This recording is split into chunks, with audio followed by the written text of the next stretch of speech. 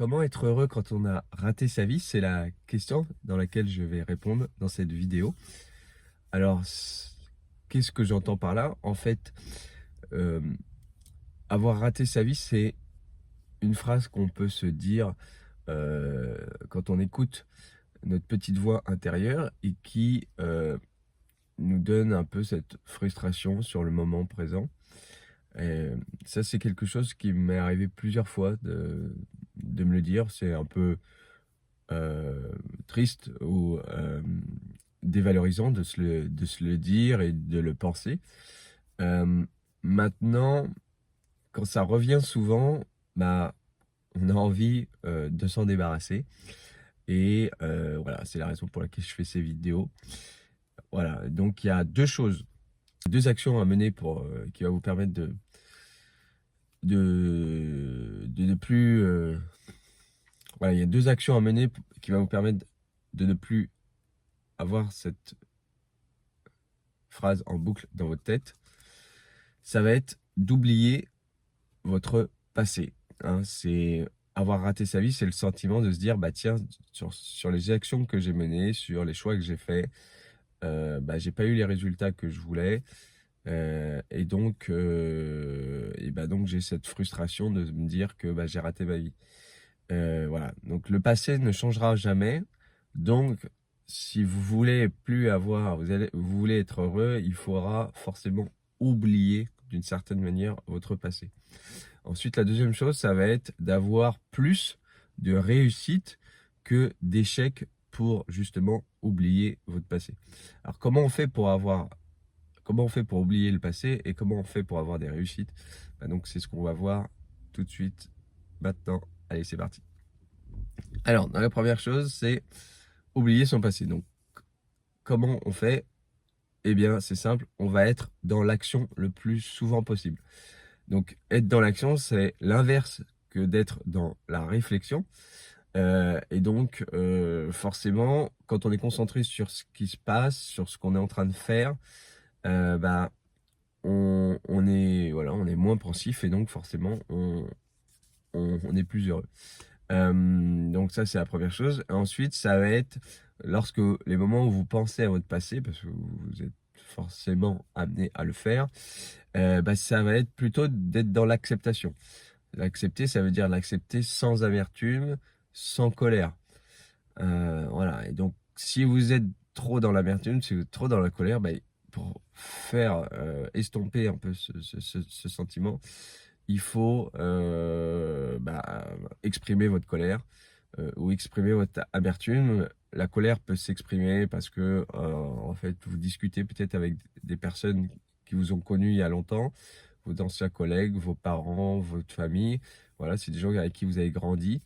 Et donc, bah, si vous avez une colère à faire sur des choses qui se sont passées, bah, vous pouvez leur exprimer à eux, puisqu'ils le comprendront, puisqu'ils ont vécu avec vous ces moments-là. Ça, c'est une première chose.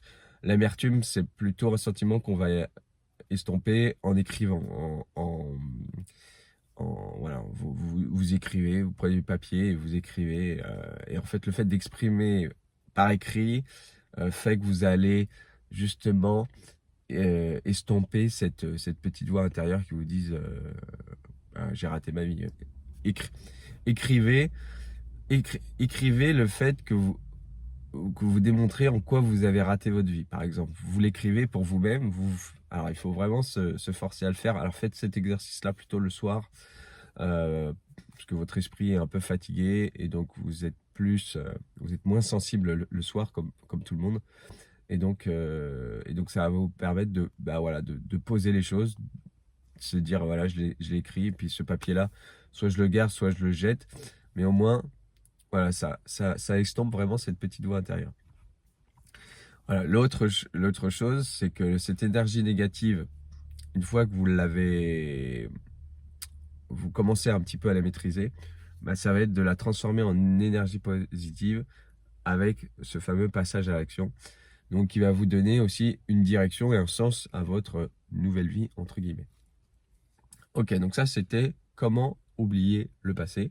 Maintenant, on va voir comment avoir des réussites. Alors, c'est assez bateau ce que je vais dire, mais ça marche et il n'y a que comme ça que ça marche. Avoir des réussites, ça consiste à définir au quotidien des micro-objectifs peu ambitieux qui vous paraissent faciles. En fait, c'est comme dans votre devoir quand vous étiez à l'école. Euh, Comment réussir un contrôle? Bah, c'est commencer par les exercices le plus facile, en fait. Voilà. En fait, quand vous commencez par un exercice le plus facile, bah, vous sentez que vous allez y arriver, donc vous avez votre estime de soi là, qui est plutôt en mode boost. Euh, et ensuite, bah, le fait d'avoir fini l'exercice en temps et en heure et plutôt rapidement, bah, voilà, ça vous met dans une dynamique qui est plutôt positive.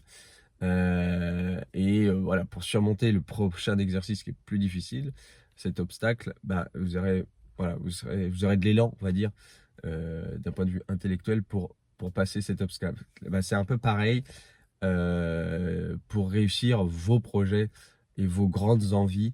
Bah, il faut, quand au quotidien, vous avez le sentiment de réussir votre journée, euh, bah, c'est beaucoup plus facile de surmonter ou de réussir des projets. Donc, voilà, des exercices, se donner des micro-objectifs vraiment simples. Voilà, aujourd'hui, je me donne 3 trucs à faire et je dois réussir ces 3 trucs. Et ensuite, bah, le reste de la journée, bah, je me fais plaisir. Voilà, c'est tout. C'est aussi simple que ça. Ça ne veut pas dire juste je vais au travail parce que je vais au travail, parce que je suis obligé de le faire. Je m'occupe de mes enfants parce que je suis obligé de m'occuper de mes enfants. Non, c'est je m'occupe de mes enfants, mais je me donne un objectif simple. Je joue avec eux, je leur apprends telle chose, ils me racontent telle ou telle chose. Voilà, c'est vraiment un moment plus d'échange où j'ai le sentiment que je suis là aussi pour moi et pas que pour les autres. Voilà, donc tout ça va faire que vous allez apprécier chacune de vos journées beaucoup plus intensément que jusqu'à maintenant. Voilà. Et tous les jours, le compteur est remis à zéro. D'accord? Tous les jours, si vous n'avez pas réussi aujourd'hui, si vous n'avez pas réussi demain, vous n'allez pas réussir après-demain, c'est pas grave parce que chaque jour, le compteur revient à zéro et c'est un nouveau jour. Donc, pareil, vous oubliez vos échecs de la journée précédente et vous repartez à zéro en disant bon, ouais, comment je peux mieux réussir aujourd'hui que hier. Voilà. Et vous faites ça tous les jours et vous finirez par réussir, forcément. La deuxième chose, ça va être de faire attention à ne pas être influencé par votre environnement. Donc, qu'est-ce que ça veut dire son environnement? Bah, c'est ce qui nous entoure et c'est aussi les autres personnes, donc, ou les événements, etc. Donc, quand on est comme ça, très influençable, on va dire, et que bah, forcément, on va plutôt être dans la résolution de problèmes ou dans la réalisation de projets qui ne sont pas les nôtres. Voilà, quand vous bossez pour votre patron, pour un patron, bah, du coup, bah, vous avancez dans le projet de l'entreprise des propriétaires, de l'entreprise, d'accord? Donc, c'est pas votre projet, euh, c'est un peu le vôtre parce que vous y bossez tous les jours, mais voilà, vous n'êtes pas décideur. Donc, voilà, c'est pas, voilà, faut faire attention à pas vous êtes salarié d'une entreprise, ok, vous faites vos heures de travail, vous respectez effectivement le cadre de votre contrat, mais c'est tout. Vous essayez de pas de vous polluer l'esprit avec les problèmes, voilà, des choses qui ne vous appartiennent pas. Euh, d'accord. Donc, par rapport à ça, ne pas être influencé par les autres, il faut aussi vous créer un environnement de manière à réussir vos objectifs et vos projets. Et donc, créer un environnement, qu'est-ce que c'est? Ça veut dire, s'entourer de personnes qui vous aiment, d'accord? Et de s'entourer des personnes qui veulent vous aider dans vos projets, donc qui ont les compétences ou qui sont déjà dans le milieu ou sur un marché qui sont déjà implantés et donc du coup qui vous aident dans vos objectifs. Alors, c'est justement le fait d'être entouré de personnes qui vous renvoient de l'intérêt, qui, bah, forcément, si vous renvoient de l'intérêt, ça vous renvoie de l'estime de vous. Si vous avez vous manquez, si vous avez des échecs, en fait, bah, du coup, votre estime de vous, elle baisse, même peut-être un tout petit peu, mais elle baisse forcément. On a un échec. Bah, votre estime de vous, elle peut pas être comblée par un échec, d'accord? Même si vous avez appris beaucoup de choses, ouais, mais même si vous positivez, bah, c'est quand même un échec.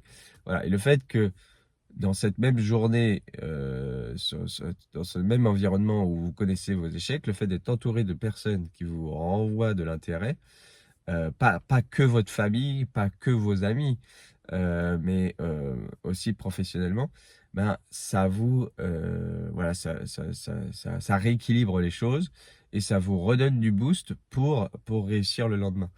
Euh, voilà, donc voilà, ça, être entouré de personnes qui vous aiment, ça vous demande aussi un sacrifice.